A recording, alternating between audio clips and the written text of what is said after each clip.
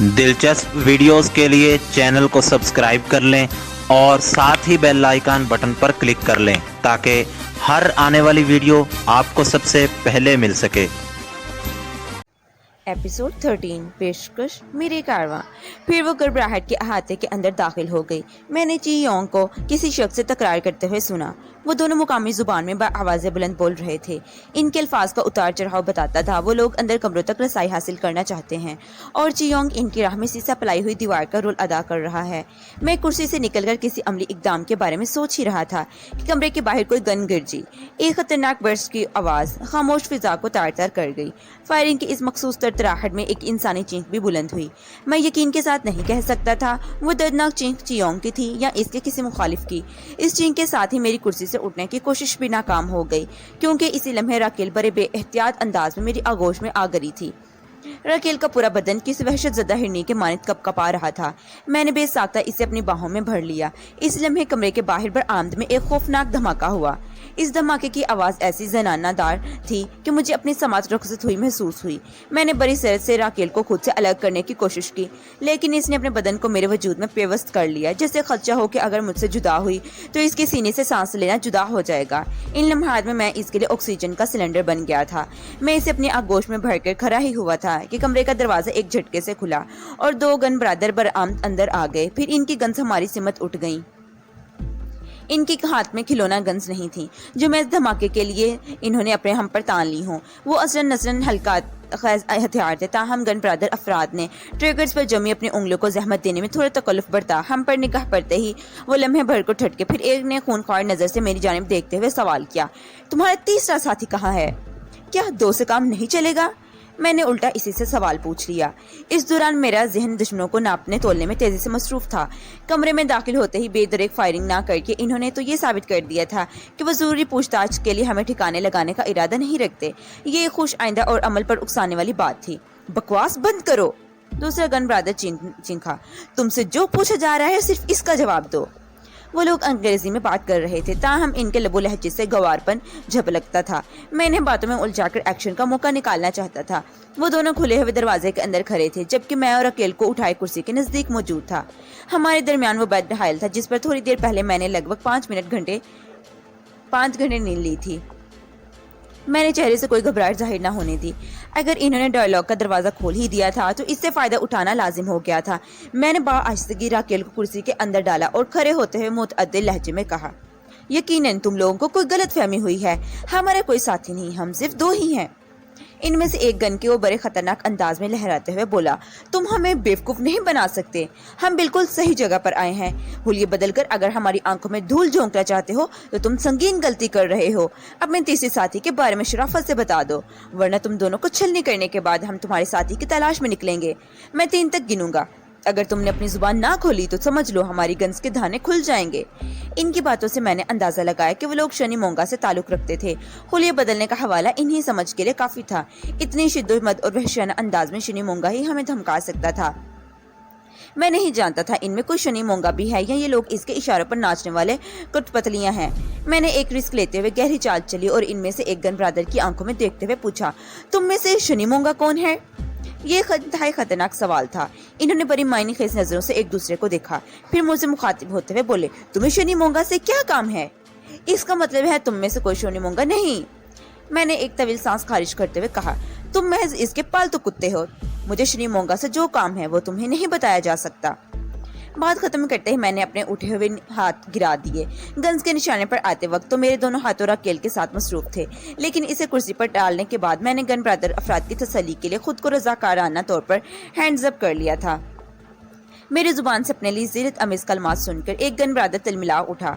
इसने हाथों में दबी हुई गन को इस अंदाज में हरकत दी जैसे एक ब्रश मारकर मेरी धज्जियां बिखारने का इरादा रखता हो। लेकिन दूसरे गन ब्रदर ने इसे कोशिश से पहले ही रोक दिया और मेरी तरफ देखते हुए उखर लहजे में मुतसफिर हुआ, तुम्हें शनि मोंगा से जो काम है हमें बता दो। तुम्हारा पैगाम शनि मोंगा तक पहुंचा दिया जाएगा लेकिन तुम्हारी मौत के बाद। एक लम्हे के तौक़ुफ़ से इसने इजाफा किया, हैंड्स अप। इस गुफ्तगू के दौरान मेरा जहन में दाने जंग का नक्शा तैयार हो चुका था। मैं इसके हुक्म पर एक मरतबा फिर अपने हाथ अप कर दिए और मुस्तफाना अंदाज में कहा, मैं दरअसल शनि मोंगा को अपने तीसरे साथी के बारे में बताना चाहता हूँ। आ गए ना परी पर? اس گن برادر نے زہر خندق لہجے میں کہا جو چند لمحات پہلے مجھے شوٹ کرنے کا ارادہ رکھتا تھا۔ دوسرا اضطراری انداز میں پوچھ بیٹھا تمہارا ساتھی تیسرا کہاں ہے؟ میں نے بڑی سرعت سے ان کے عقب میں دیکھا اور اس کے ساتھ ہی کہا وہ رہا تمہارے پیچھے۔ انہوں نے بڑی ساختہ میری نگاہ آبوں میں پلٹ کر پیچھے دیکھا۔ میرے لیے مہلت بہت کافی تھی۔ میں نے اپنی جگہ سے کیچی چیتے کی مانند ایک زکن بھری اور بیڈ کو عبور کر کے گن برادر افراد کے قدموں پہ پہنچ گیا۔ یہ سب کچھ چشم زدن میں پیش آیا تھا۔ پیچھے مڑ کر دیکھنے والوں کو اگلے ہی لمحے اپنے بیوقوف پن کا جانے کا احساس ہو گیا۔ وہ بڑے جارحانہ انداز میں اپنی گن سمیت پلٹے اور مجھے نشانہ بنانے کی کوشش کی۔ میں اب وہاں نہیں تھا جدھر ان کی گنز اٹھی تھی۔ میں ان کے قریب پہنچ کر کسی مٹی کے مادوں کی طرح کو نہ پکڑنا خاموش نہیں بیٹھ گیا تھا۔ بیوقوف بننے کے بعد وہ جس نوعیت کا رد عمل ظاہر کر سکتے تھے اس کا مجھے بخوبی اندازہ تھا۔ وہ پلٹ کر مجھے گولیوں سے بھوننے میں ایک لمحے کی تاخیر نہ کرتے اور انہوں نے ایسے ہی کوشش کی تھی۔ میں نے اس کی کوشش ناکام بنا دی۔ میں چھلانگ لگانے کے بعد جیسے ہی ان کے نزدیک فرش پر پہنچا میں نے اپنے کندھے فرش پر ٹکا کر ایک جھٹکے سے دونوں ٹانگوں کو ہوا میں بلند کر دیا۔ میں نے کمر کے ٹوسٹ کے سہارے اپنی ٹانگوں کو کسی سلائنگ فین کے بلیڈز کے مانند تیزی سے گھما دیا۔ نتیجہ میرے حسب منشا برآمد ہوا۔ ان دونوں کی میری سمت اٹھی ہوئی گنز پر میرے پاؤں کی شدید ٹھوکریں پڑیں۔ فائرنگ کے زاویے پلک جھپکتے میں تبدیل ہو گئے۔ وہ جو 180 ڈگری پر برسٹ مار کر میرے وجود کو ادھیر ڈالنا چاہتے تھے ہٹ کر دیواروں اور چھت پر گولیاں برسا کر رہ گئے۔ اس ناکامی نے انہیں میرے لوکیشن سے آگاہ کر دیا تھا۔ انہوں نے بڑے پھیرے ہوئے تیوروں کے ساتھ میری طرف رخ کیا لیکن میں اب گنز کے استعمال کا کوئی موقع نہیں دے سکتا تھا۔ میں نے بجلی کی سی تیزی سے ایک ہینڈ پش اپ لگایا اور کسی اسپرنگ کے مانند اچھل کر کھڑا ہو گیا۔ اس وقت میں ان دونوں کے درمیان تھا۔ اس سے پہلے کہ وہ اپنی گنز کو مجھ پر آزماتے میں نے بڑی تیزی سے ایک کے پیٹ میں فرنٹ پش کک ماری، پھر ایک قدم پیچھے آتے ہوئے دوسرے کے تھوپڑے پر ویل کک جڑ دی۔ میں نے یہ دونوں ککس مکانگی انداز میں چلائی تھیں لہٰذا وہ ان ٹھوکروں کی ضد میں آ گئے۔ وہ شاید مجھ سے ایسی تیزی اور تراری کی توقع نہیں رکھتے تھے۔ پیٹ میں فرنٹ کنگ کا نذرانہ وصول کرنے والا بیک گیئر میں پیچھے کو گیا اور بے طرح اس کرسی سے جا ٹکرایا جس سے میں نے راکیل کو بٹھایا تھا۔ کرسی اس شخص کے دھکے سے الٹ گئی اور وہ راکیل کے ساتھ گلت ملت ہو کر رہ گیا۔ اس ٹکراؤ کے نتیجے میں راکیل کے حلق سے ایک وحشتناک چینخ خارج ہوئی۔ وہ کرسی میں سے نکل کر کافی دور جا گری تھی۔ میں ان تشویش بھری نظر سے راکیل کو دیکھا اور یہ دیکھ کر مجھے قدرے اطمینان ہو گیا کہ مجھ سے تواضع کرنے والا نہا ہو گیا تھا۔ کرسی کی سمت جاتے ہوئے گن اس کے ہاتھ سے نکل کر کہیں ادھر ادھر ہو گئی تھی۔ میں اپنے مد مقابل کی جانب متوجہ ہو گیا۔ مجھ سے تھوڑا برس گوانے والا برہم تھا۔ اس نے سر کو 3 جھٹکے دے کر خود کو سنبھالا اور گن سیدھی کرتے ہوئے بڑے جارحانہ انداز میں مجھ پر حملہ آور ہوا۔ یہ حملہ فائرنگ پر مشتمل تھا۔ میں نے ٹریگر دبنے سے پیش ترہائی جمپ کی اس کے اوپر سے ہوتے ہوئے عقب میں پہنچ گیا۔ وہ جھنجھلا کر پیچھے مڑا اور میں نے اس کی جھنجھلاہٹ میں پنگے لگا دیے۔ میرا ایک بریک رفتار ہاف کک اس کی کنگ پر لگا۔ ہاف کک میں فل کک سے دوگنا طاقت ہوتی ہے۔ گن اس کے ہاتھ سے اس طرح فضا میں اچھلی جیسے کسی بد نصیب کے ہاتھ سے وقت نکل جاتا ہے۔ اس کے دونوں ہاتھ دہائی دینے والے انداز میں بلند ہوئے۔ میں نے اسی لمحے بیٹھتے ہوئے ایک بیک سویپ چلا دی۔ اس کے قدم اکھڑ گئے اور وہ منہ کے بل نیچے آ رہا۔ وہ جیسے ہی زمین پر پہنچا میں نے اس کی پشت پر ایک جھٹکے سے فرنٹ جٹ ککس رسید کر دی۔ وہ اپنی تشریف پر تصدیقی مہر ثابت کروانے کے بعد حرکت میں آیا۔ حرکت میں برکت کے اصول کو پورا کرتے ہوئے بیڈ کے وزنی پائے سے جا ٹکرایا۔ میں نے اب تک اس کی وجود رکت بنائی تھی۔ اس میں ایک شاندار برکتی میں اضافہ تھا۔ اس کے حلق سے ایک دردناک چینخ برآمد ہوئی اور وہ دونوں ہاتھوں میں سے اپنا چہرہ تھام کر فرش پر لوٹ پوٹ ہونے لگا۔ میں نے اسے لوٹ پوٹ حالت میں سے ایک فٹ بال کک ماری اور دور لڑکھا دیا۔ وہ بے ترتیب دل کرتے ہوئے اپنے ساتھی کے قریب پہنچ گیا۔ اس لمحے مجھے راکیل کے ہاتھ میں گن دکھائی دی تو مجھے ایک تسلی بخش سانس میرے سینے سے خارج ہوئی۔ اس نے مجھ سے نپٹنے والے مسلح شخص کے ہاتھ سے نکلنے والی گن پر قبضہ کر لیا تھا اور اپنے قریب پڑے ہوئے نہتے شخص کو نشانے پر رکھے کھڑی تھی۔ اس موقع پر راکیل نے خاصی حاضر دماغی کا ثبوت دیا تھا۔ میں آگے بڑھتے گیا اور زمین پر پڑے ہوئے شخص کو کالر سے پکڑ کر سیدھا کیا۔ میں اسے چند سوالات کرنے کا ارادہ رکھتا تھا لیکن اس موقع پر اس نے بڑی عجیب حرکت کی۔ اس نے بڑے سر سے اپنی گردن کو جھٹکا دیا اور کسی وحشی درندے کے مانند جبرے کھول کر میری کلائی میں دانت پیوست کرنے کی کوشش کلفظ اس لیے کہ میں نے اسے نسوانی حرکت میں کامیاب نہیں ہونے دیا۔ میں نے اس کے کالر کو چھوڑتے ہوئے ایک گھٹنا اس کے آگے بڑھے ہوئے تھوبرے پر رسید کیا۔ نرم ہڈی کے مجروح ہونے کی دھیمی سی مخصوص آواز پیدا ہوئی اور وہ شخص ذبح ہوتے ہوئے بیل کے مانند ڈکرانے لگا۔ وہ قربانی کا بیل نہیں تھا لہٰذا صبر و برداشت اسے چھو کر نہیں گزرا تھا۔ میں نے ایک گھٹنے پر بس نہیں کی، 4-5 نیچی ککس لگاتار اس کے منہ اور سینے اور پیٹ پر رسید کر دی۔ ان ٹھوکروں میں ایک جنون بھرا ہوا تھا۔ مضروب شخص چاروں کھانے چپت ہو کر اپنے ہاتھ پاؤں جھٹکنے لگا۔ میں نے راکیل سے مخاطب ہوتے ہوئے گمگیر لہجے میں کہا، یہ بدبخت تمہاری صنف سے تعلق رکھتا ہے، تم ہی اس کی خاطر مدارت کرو۔ اس شخص نے خالص زنانہ انداز میں میری کلائی کو چبانا چاہا تھا۔ मेरा इशारा पाकर रकेल भूखी शेरनी के मानद आगे बढ़ गई और गन को किसी लटके बतौर इस्तेमाल करते हुए जमीन बोझ शख्स की हड्डियों की मिजाज परसी करने लगी। यह मंजर बड़ा दिलचस्प और तफरीही था। निपटने वाले शख्स बुरी तरह बिलबिला रहा था और रकेल किसी सो अमन की फिर तेली धोबन के अंदाज मैं इसके कपड़ों को जिस्म समेत कूट कूट कर उजला करने की कोशिश में मसरूफ थी। मैं इसकी तरफ से मुतमईन होने के बाद दूसरे शख्स की जानिब बढ़ गया। इसका चेहरा बड़ा भयानक मंजर पेश कर रहा था। चेहरे के एक एक हिस्से से वहशत बरसती थी।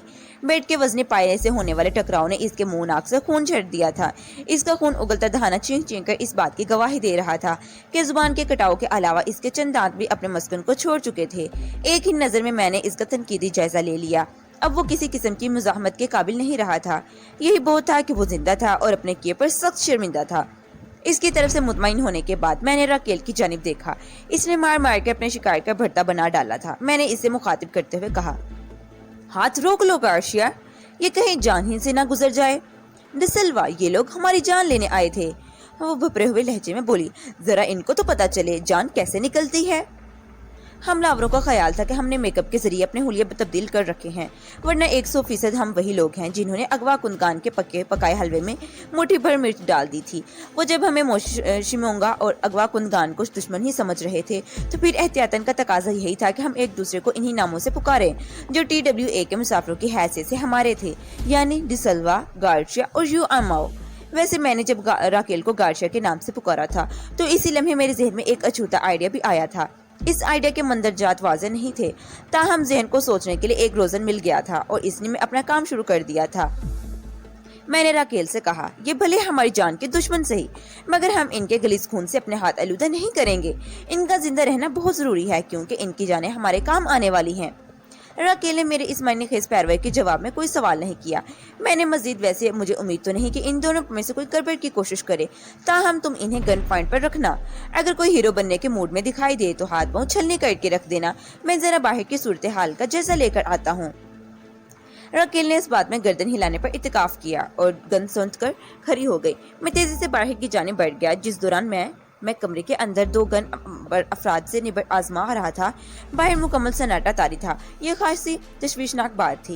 ये गमगीर सूरत हाल बहुत मायने अंगेज इशारे कर रही थी। चियों की मुसलसल खामोशी, जन्नाटे, धर धमाके का फायरिंग के मखसूस तरतराहट, इंसानी चीख वगैरह वगैरह मेरा जहन शदीद उलझन का शिकार था। बेडरूम के बाहर किसी गड़बड़ का एहसास होते ही मैंने चियोंग और हमला आमरों में तकरार की आवाज सुनी थी।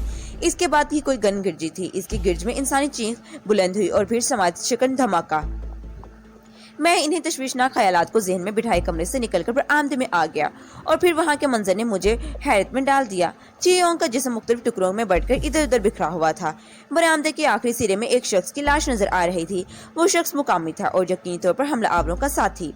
मुझे ये समझने में किस वक्त का सामना पेश नहीं करना पड़ा कि हमला आवरों का तीसरा साथी चियोंग की फायरिंग से हलाक हुआ था और चियोंग के वजूद की धज्जियां बिखेरने वाला इन दो अफराद में से कोई एक था जो कसमपरसी की हालत में बेडरूम में राकेल का टारगेट बने हुए थे। चियोंग के हजरतनाक अंजाम ने मुझे मलोल कर दिया।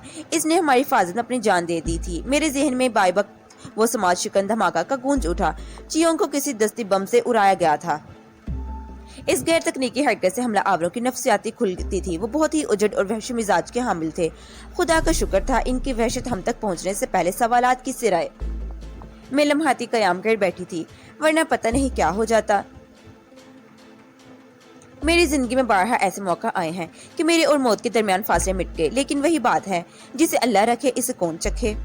बहरहाल चियोंग की अलमनाक मौत का मुझे दिली रंज हुआ और मैं बोझल कदमों के साथ वापस कमरे में आ गया। तकदीर को कोई टाल नहीं सकता। इस इस्सार पेशा मुहाफिज की मौत इसी तरह लिखी थी। आइंदा 15 मिनट के अंदर मैंने हट में से थोड़ी कोशिश के बाद एक मजबूत रस्सी तलाश की। फिर राकेल की मदद से मगलूब अफराद को मैंने वॉशरूम में पहुंचा दिया। इन्हें ऊपर तले तरतीब देने के बाद मैंने नायलॉन की रस्सी के साथ किसी कसकर बांध दिया। मैंने बंदिशें लगाते हुए इस बात का अंदाजा लगा लिया कि इनकी आज़ादी हासिल करने की कोशिश आवर ना हो सके। अगर वो मेरी लगाई हुई गिरोहों को खोलने के लिए जिस्मानी ताकत सर्व करते हैं तो वो गिरहें और मजबूत हो जाती। वॉशरूम के दरवाजे को बाहर से कुंडी लगाने के बाद मैंने राकेल से कहा, तुम अपना बैग खोल लो और मेकअप वाला बॉक्स निकाल कर शुरू हो जाओ। ہم نے میک اپ کا ضروری سامان راکیل کے بیگ میں رکھا تھا۔ ایک خوبصورت اور فیشنیبل عورت کے ہونے کے ناطے اس کے پاس وہ سامان دیکھ کر کسی کو کوئی شک نہیں ہو سکتا تھا۔ ہم نے ایسے منتخب کاسمیٹک کا ذخیرہ کیا تھا جو ہماری ضرورت کے عین مطابق ہو۔ میں نے اپنے ذہن میں ابھرنے والے اچھوتے آئیڈیا کے پیش نظر راکیل کی وہ ہدایت دی تھی۔ اس حوالے سے میرے ذہن میں ایک واضح نقشہ ترتیب پا چکا تھا۔ راکیل نے الجھن زدہ سوالی نظروں سے مجھے دیکھا، بولی، میں نہیں سمجھ سکی، کیا شروع ہو جاؤں؟ جتنی جلدی ممکن ہو سکے تمہیں گارشیا بننا ہے، میں نے وضاحت کرتے ہوئے کہا، اور مجھے ڈسلوا۔ ہم دونوں دوست ہیں جن کا تعلق واشنگٹن کے علاقے سیٹل سے ہے۔ اوہ، اس نے ایک طویل سانس خارج کی، پھر پوچھا، اور ڈاکٹر مونگ؟ میں نے جواب دیا، جب تک ڈاکٹر مونگ ریفوش واپس آتا ہم اپنے مبینہ حلیوں میں آ چکے ہوں گے، پھر اسے بھی یو آن موب بننا پڑے گا۔ میں محسوس کر رہی ہوں تم کوئی سنسنی خیز پلاننگ کر چکے ہو۔ وہ بیگ کھول کر بیوٹی باکس باہر نکالتے ہوئے بولی، تم بالکل ٹھیک محسوس کر رہی ہو۔ میں نے مختصر جواب دینے پر اکتفا کیا۔ ہم اس وقت اسی کمرے میں تھے جہاں تھوڑی دیر پہلے معرکہ آرائی ہوئی تھی۔ زیر حصہ حراست دونوں دشمنوں کو میں نے دوسرے کمرے کے واش روم میں قید کیا تھا۔ ہمارے درمیان ہونے والی گفتگو ان دونوں کے سماع تک رسائی حاصل نہیں کر سکتی تھی۔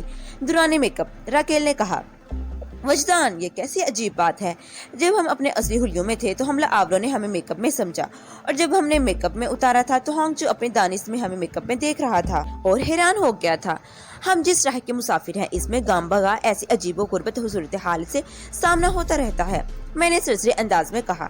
حالات و واقعات کا زاویہ بدل جائے تو تجزیے کے نتائج بھی ایک واضح تبدیلی آ جاتی ہے۔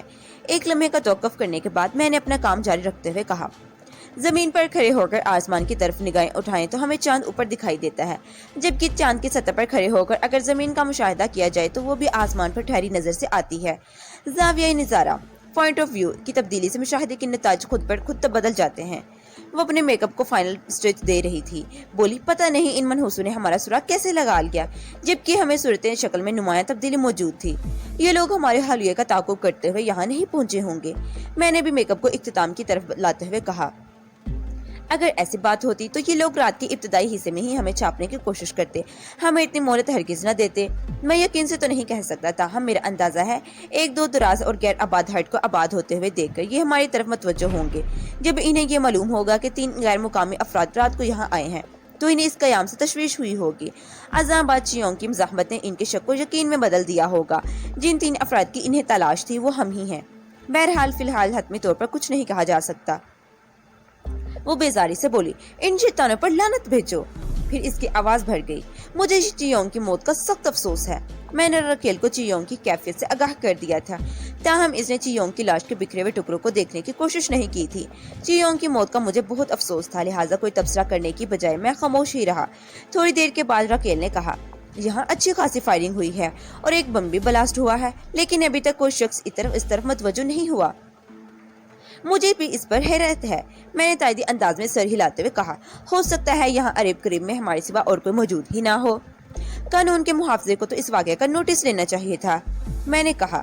15,000 نفوس کی کل آبادی میں قانون کے محافظ بھی گنتی ہی کے ہوں گے، اور رات کے آخری پہر ممکن ہے وہ لوگ گہری نیند میں ہوں۔ اس جزیرے زونارا آئی لینڈ کا رقبہ 130 مربع میل ہے، لہٰذا آبادی خاصی چھدری ہوگی۔ یہ بھی ہو سکتا ہے اس ہٹ سے میلوں کے فاصلے تک کوئی قانون کا رکھوالا یا چوکی موجود ہی نہ ہو۔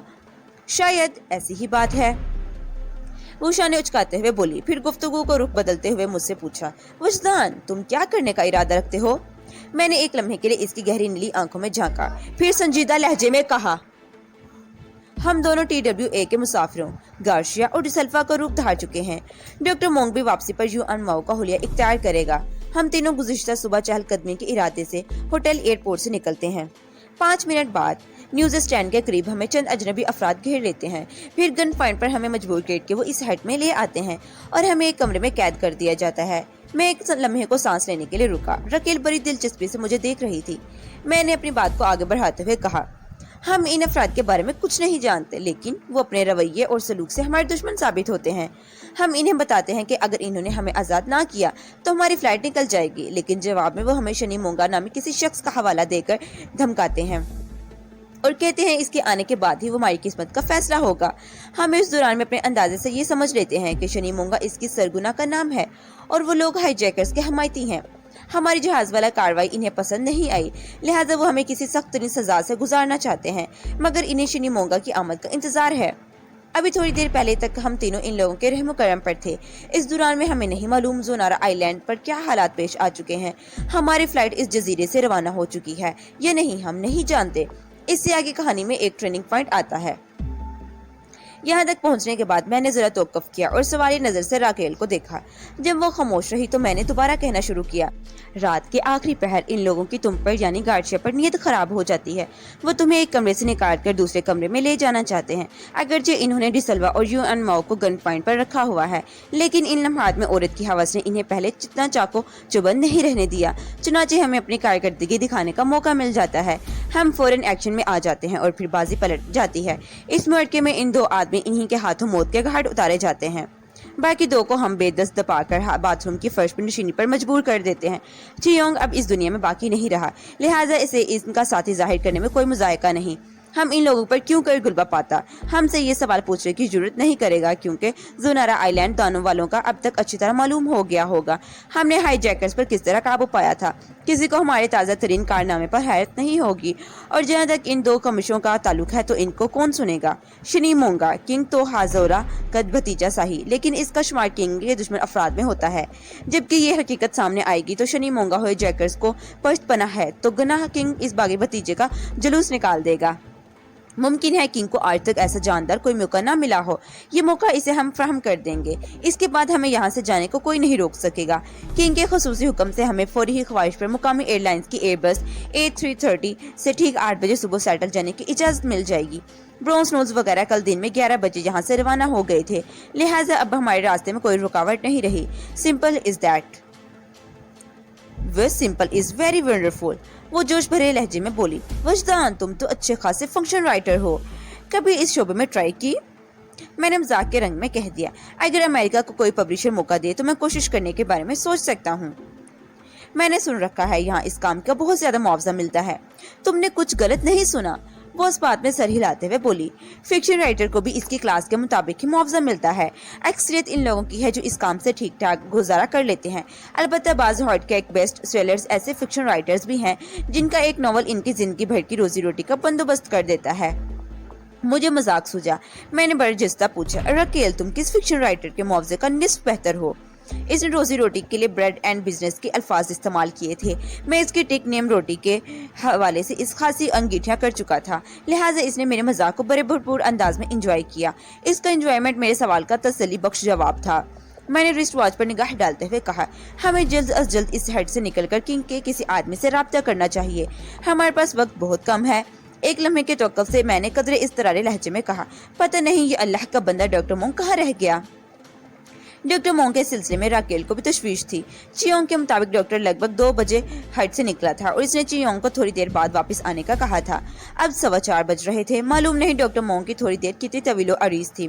راکیل نے ایک اہم سوال اٹھایا، اگر ہم علی صبح یہاں سے نکل جاتے ہیں تو ہانگ چو ہمارے بارے میں کیا سوچے گا؟ آخر وہ کون ہمارا میزبان ہے اور اس نے ہم سے ہر ممکن تعاون کیا ہے۔ ہانگ چو کو جب ہمارے بارے میں سوچنے کا خیال آئے گا، ہم زونارا آئی لینڈ کے زمین کو چھوڑ چکے ہوں گے۔ میں نے راکیل کے غیاب میں ہانگ چو سے ہونے والی گفتگو کا حوالہ دیتے ہوئے کہا، ہم اسے صاف منع کر چکے ہیں کہ ایئر بس سے سفر کرنے کا ارادہ نہیں رکھتے، لہٰذا وہ ہمیں صبح صبح تنگ کرنے کا نہ آئے۔ میرے خیال میں وہ 10 بجے سے پہلے ادھر کا رخ نہیں کرے گا۔ تھوڑا توقف کرنے کے بعد اس نے اضافہ کرتے ہوئے کہا، اس کے بعد ہانگ چو ہمارے بارے میں جو بھی سوچے گا اس کا حق ہے، ہم کسی وضاحت واپس تو نہیں آ سکتے نا؟ وہ معنی خیز انداز میں سر ہلا کر رہ گئی، پھر اس کے چہرے کے تاثرات میں تبدیلی رونما ہوئی، جیسے اچانک اسے کوئی بات یاد آ گئی ہو۔ اگلے ہی لمحے اس نے سوال داغ دیا، وجدان، وہاں کرسی پر بیٹھے بیٹھے تمہاری حالت کیوں بگڑ گئی تھی؟ میں پلک جھپکتے میں سمجھ گیا اس کا اشارہ میری کون سی حالت کی طرف تھا۔ ہوٹل ایئرپورٹ کی طرف یہاں بھی میں نے اسے خوبصورتی سے ٹالنے کی کوشش کی۔ میں نے نہایت ہی سنجیدگی سے کہا، راکیل، جب کوئی شخص میری بات نہیں مانتا یا مجھ سے وعدہ خلافی کرتا ہے تو مجھے بہت دکھ پہنچتا ہے، بس میری حالت ایسی ہی ہو جاتی ہے۔ اس نے متعجب نظر سے مجھے دیکھا، پھر الجھن زدہ لہجے میں بولی، وہاں آرام کرسی پر بیٹھے بٹھائے کس نے تم سے وعدہ خلافیاں، کس نے تمہاری کون سی بات نہیں مانی؟ اس وقت ہم دونوں کے سوا کمرے میں کوئی تیسرا موجود نہیں تھا، کس نے تمہیں دکھ پہنچایا؟ تم نے راکیل، میں نے اس کی آنکھوں میں دیکھتے ہوئے کہا۔ وہ بھنجکاسی رہ گئی۔ میں نے؟ ہاں تم نے، میں نے ایک لفظ پر زور دیتے ہوئے کہا، تم نے مجھ سے وعدہ خلافی کی تھی۔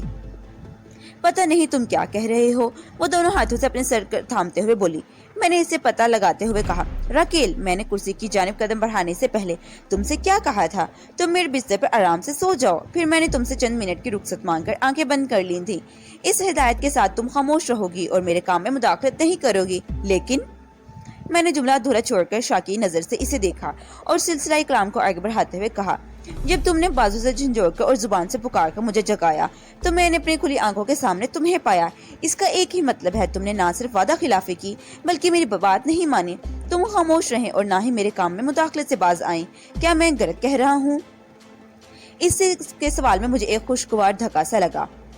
راکیل ایک دم مجھ پر ڈھیسی گئی تھی، بڑی شوخی سے بولی، تم بڑی بدماش ہو وجدان۔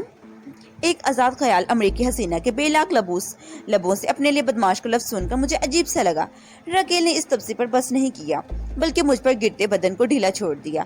میں اس وقت بیٹھ کے کنارے پر تھا، کوئی لمحہ جاتا ہم دونوں گتھم گتھا زمین پر پڑے آتے۔ میں نے اپنا توازن بگڑتے دیکھا تو بے ساختہ میرے ہونٹوں سے نکلا، ارے یہ کیا کر رہی ہو راکیل، تم گر جاؤ گی۔ مجھے پورا یقین ہے تم مجھے گرنے نہیں دو گے۔ وہ میرے ساتھ غلط ملتے ہوتے ہوئے خوابناک لہجے میں بولی، اس وقت تم کرسی پر ہو اور نہ ہی گن پوائنٹ پر، تو تم مجھے اس وقت بھی بخوبی سنبھال لیا تھا۔ میں نے اس کے یقین کو ٹھیس نہیں پہنچانے دی۔ اس کا یقین ٹوٹ جاتا وہ تو بکھر کر رہ جاتی۔ میں نے اپنے تھام لیا۔ اس دوران میں اپنا توازن کھو بیٹھتے تھے۔ کشش ثقل نے اپنا کام دکھایا اور راکیل مجھے اپنے ساتھ لیتے ہوئے اس طرح فرش تک پہنچی کہ مجھے لینے کے دینے پڑ گئے۔ وہ گندم سے بھری سوندھی خوشبو والی کسی بوری کی مانند مجھ پر لد گئی۔ وقت کے بکھیرنے گویا اپنے پنکھ سمیٹ لیے، اس کی پرواز تھم گئی۔ ان لمحات میں زمین پر اپنے محفر انگشتیں بادندہ تھی، لہٰذا کشش ثقل کا کوئی قانون ہم پر لاگو نہیں تھا۔ ہم دو جسم فضائے بسیط میں معلق ہو کر رہ گئے۔ اس کائنات میں ہم نیوٹن کے اخذ کردہ قانون تجاذب کی تعمیل کرنے لگے۔ راکیل کی خود سپردگی میری وارنگی کا ثابت بن گئی۔ میں اپنے محور پر ڈگمگا کر رہ گیا۔ بعض متقاضی حالات میں مجبور محض انسان بن کو اپنے مقام سے گرنے میں بڑا مزہ آتا ہے۔ فوم کے دبیز اور آرام دہ بستر کو چھوڑ کر زمین پر سونا بھلا لگتا ہے۔ زونارا آئی لینڈز کی ایئر بس A33 نے ٹھیک 8 بجے صبح بونارا ایئرپورٹ سے ٹیک آف کیا۔ ہم تینوں ڈسلوا گارشیا اور یون آؤماؤنٹ کی حیثیت سے اس جہاز کے مسافروں میں شامل تھے۔ اس طیارے کی طرح ہماری منزل بھی واشنگٹن اسٹیٹ کا خوبصورت شہر سیٹل تھی۔ ڈاکٹر مونگرے فوشے 4:30 بجے واپس آیا تھا۔ ہیڈ کے حالات نے تھوڑی دیر کے لیے اسے متذبذب کر دیا تھا، لیکن جب میں نے اسے اپنے منصوبے سے آگاہ کیا تو مجھ سے اتفاق کرتے ہوئے مطمئن ہو گیا۔ اگر قدرت نے ہمیں اس جزیرے سے نکلنے کا ایک منطقی موقع دیا تھا تو ہمیں اس موقع سے پورا فائدہ اٹھانا چاہیے تھا، اور ہم نے ایسا ہی کیا۔ جبھی تو اس وقت زونارا آئی لینڈ کو ہم نے خیر آباد کہہ کر سیٹل کی جانب محو پرواز تھے۔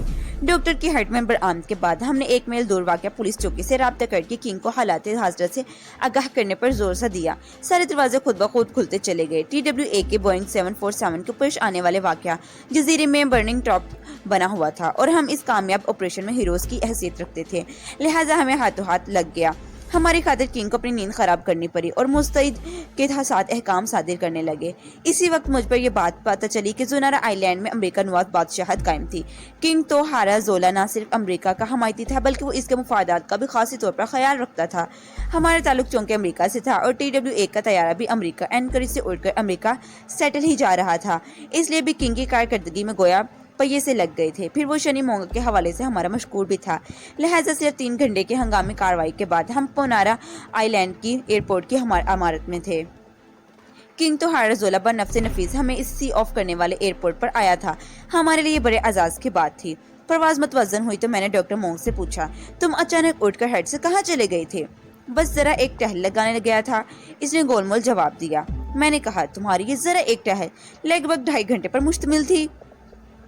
میرے لہجے میں ایک استفسار چھپا ہوا تھا۔ اس نے کوئی منفی جواب دینے کی بجائے سرسری انداز میں کہا، تمہیں میری ضرورت تو محسوس نہیں ہوئی ہوگی، تم نے سارا معاملہ بڑی مہارت سے نمٹا دیا۔ وہ ذرا متوقف ہوا، پھر اضافہ کرتے ہوئے بولا، مجھے یقین تھا تم نمٹ لوگے۔ میں اس کے آخری جملے پر چونک اٹھا۔ اس جملے کا واضح مطلب یہی تھا، وہ ہیڈ پر پیش آنے والے واقعے سے قبل از کب آگاہ تھا، ورنہ اپنے یقین کا اظہار نہ کرتا۔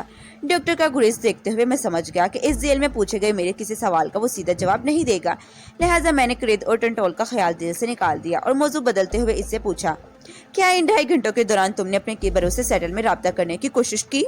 اس نے مجھ پر ایک گہری تشویش ڈالی اور ڈرے ہوئے لہجے میں بولا، ہاں مجھے ایک گیس اسٹیشن سے سیٹل فون کرنے کا موقع ملا تھا، تمہارے سیٹل جانے پر سانکوف مطمئن ہو ہے۔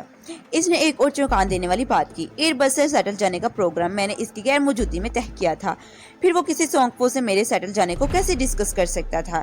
ڈاکٹر مونگ کی شخصیت اور حرکات بے حد پر اسرار تھی۔ میں نے تہیہ کر لیا اس کی حیرت سے بھرپور باتوں پر انچمبک ہوں گا اور نہ ہی اس سلسلے میں کوئی استفسار کروں گا۔ سافونگ ایک نیا نام سامنے آیا تھا اور ڈاکٹر نے جس ادب و احترام سے اس کا ذکر کیا تھا، اس سے محسوس ہوتا تھا کہ سونگفو اس کا کوئی برا تھا۔ میں نے اس سے پوچھا، یہ سونگفو صاحب کون ہے؟ جواب دینے سے پہلے اس نے چند لمحات تک بڑی بھرپور نظر سے مجھے دیکھا اور بتایا، سونگفو سیٹل میں ہمارے سب کچھ ہیں، سب بروں سے بڑے، ہم انہی کے اشاروں پر حرکت کرتے ہیں۔ ایپیسوڈ 13 کا اختتام یہیں پر ہوتا ہے۔ ایپیسوڈ 14 دیکھنے کے لیے آگے سماعت فرمائیں۔